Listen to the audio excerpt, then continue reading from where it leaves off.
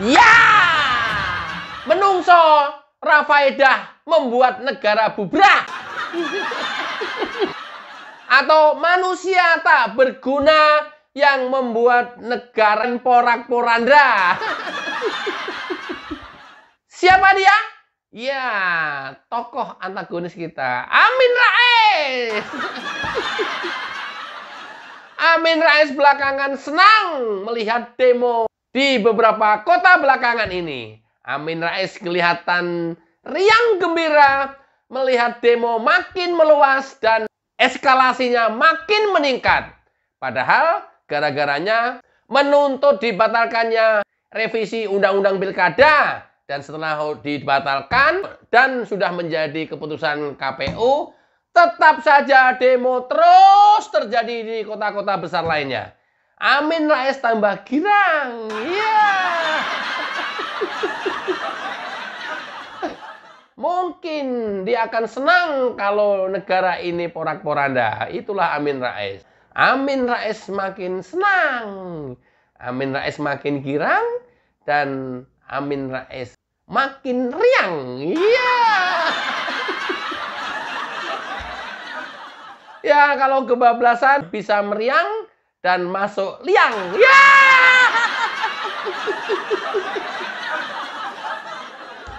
Gue bayangin kalau tokoh-tokoh besar meninggal itu kan Pak Jokowi hadir ya. Beliau hadir sebagai yang memimpin upacara pemakaman gitu.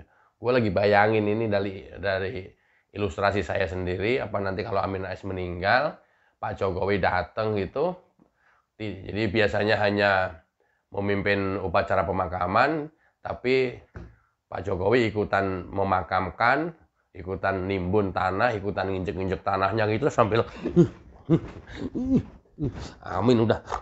Amin udah. Enggak, itu bayangan gue. Enggak lah ya, pasti enggak kayak gitulah, menghormati orang udah meninggal gitu ya. Cuman kok ya ngelihat Amin gemes bener yang kerjanya tiap hari memprovokasi dan kebencian kepada Jokowi kok teramat dalam. Mencaci maki, menghina, memfitnah, merendahkan, terus-terusan setiap hari. Jadi Amin Rais ini kerjanya ngonten tiap hari dan konten-kontennya nah konten-konten hinaan, cacian, makian terus setiap hari. Nah, ini kalau nanti mati meninggalkan konten ini kan dosa jariah. Ditonton orang terus, jadi dosanya mengalir terus, Min. Ya apa bedanya dengan lu, Gri? Gua kan positif, menebarkan berita-berita positif. Beda Amin Rais. Bahkan belakangan demo makin marak, ya makin senang dia. Itu seperti dalam video ini, simak videonya. Nah, yang membuat bangsa Indonesia bergembira dan berbahagia adalah puluhan ribu di Jakarta dan ratusan ribu pendemo di hampir seluruh kota besar di Indonesia sejak 22 Agustus sampai hari ini terus berjalan dan makin lama makin berani. Tuh kan, memprovokasi kan? Dan dia seneng, tampak happy, tampak senang gitu ya. Makin berani, eskalasinya makin tinggi gitu ya.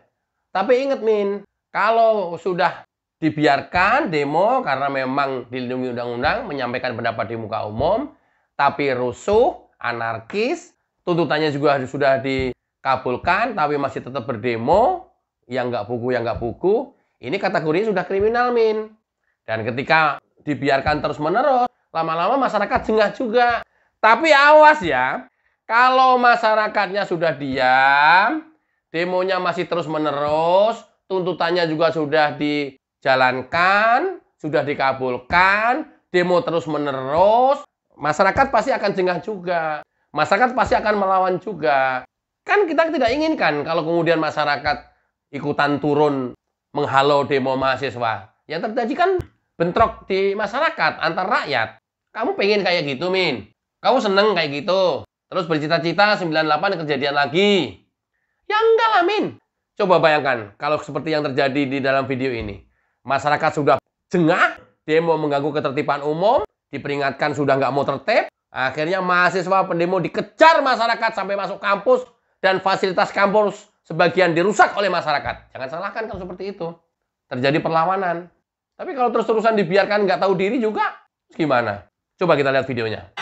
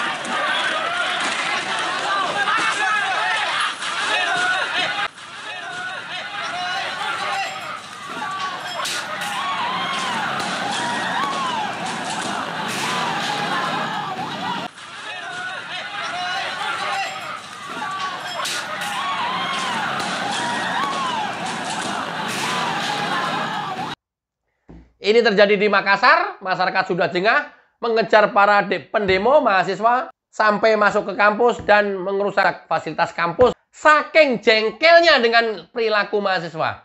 Saking jengkelnya dengan tingkah laku mahasiswa. Karena mahasiswa tidak lagi membela kepentingan rakyat, tapi sudah membela kepentingan politik praktis. Calon-calon tertentu, partai-partai tertentu, bahkan terindikasi membela kepentingan asing. Itu mahasiswa. Termasuk Civitas Akademika, guru besar dan profesor. Kita mau berharap apa lagi dari masyarakat ilmiah kampus? Sudah tidak bisa. Sudah tidak bisa. Udah nggak bisa. Kenapa? Ini buktinya. Ya, ketika tuntutannya sudah dikabulkan, masih terus berdemo. Artinya apa? Ya memang mau rusuh. Artinya apa? Ya memang Indonesia ini maunya kacau. Persis seperti yang diinginkan oleh Amin Rais. Senang kan Amin Rais kalau terjadi eskalasi begini. Di tengah berlangsungnya demo belakangan di minggu-minggu terakhir ini, Jokowi justru sibuk bekerja. Setidaknya di Makassar 3 hari, di Lampung 3 hari, di Jogja 2 hari, dan di Tasik 1 hari. Meresmikan proyek-proyek yang masih terus dikejar penyelesaiannya sampai dengan masa berakhirnya jabatan Joko Widodo. Seperti di Lampung, setidaknya Presiden Jokowi meresmikan 3 proyek besar. Pasar, bendungan, dan pengelolaan air bersih. Sama di Jogja juga meresmikan pasar, serta di Tasikmalaya meresmikan bendungan. Itulah Presiden Joko Widodo. Komitmen untuk menyelesaikan pembangunan yang belum selesai sampai dengan masa jabatannya berakhir. Tidak bagi Amin Rais yang tiap hari ngonten duduk memprovokasi masyarakat terus. Itulah Amin Rais dan itulah Joko Widodo. Beda kan? Simak videonya. Dengan signifikan. Dan dengan mengucap Bismillahirrahmanirrahim, pada pagi hari ini saya resmikan Bendungan Marga 3 di Kabupaten Lampung Timur, Provinsi Lampung. Pada siang hari ini, sistem penyediaan air minum SPAM Kota Bandar Lampung, Provinsi Lampung, saya nyatakan diresmikan. Pada siang hari ini saya resmikan Pasar Pasir Gintung di Kota Bandar Lampung, Provinsi Lampung. Seneng sekali, mau mimpi pengen ketemu sama Pak Jokowi. Ya, alhamdulillah seneng, bangga. Ya nanya harga bawang sama bawang merah, bawang putih. Belum tentu seumur hidup kita bisa bertatap muka dengan orang pertama di Indonesia aja. Hidup bersyukur. Alhamdulillah. Dan dengan mengucap Bismillahirrahmanirrahim, pada siang hari ini saya resmikan Pasar Godean.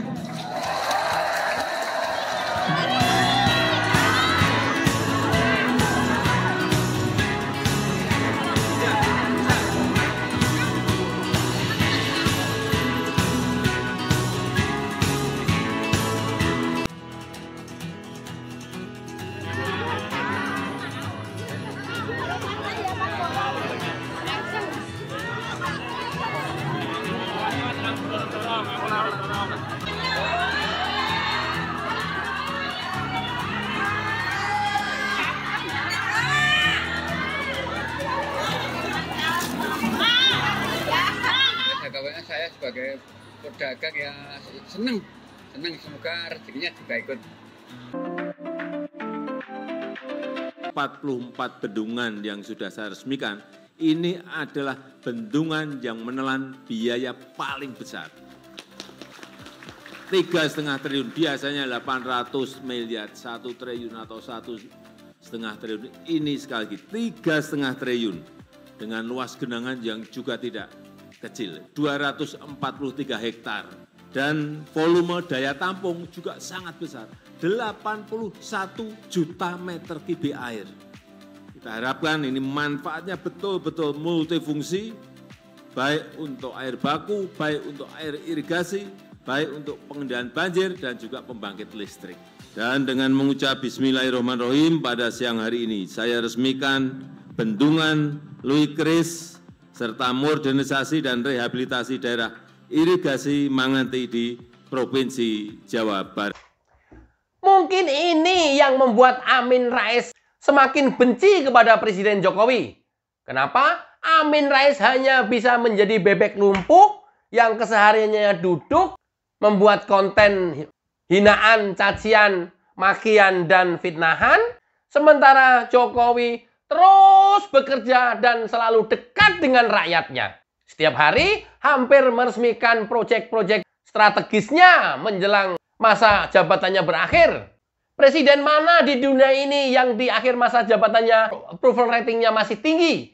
Presiden Jokowi approval ratingnya 75%. Dibuktikan dengan setiap berkunjung kemana-mana selalu dikerubutin rakyatnya.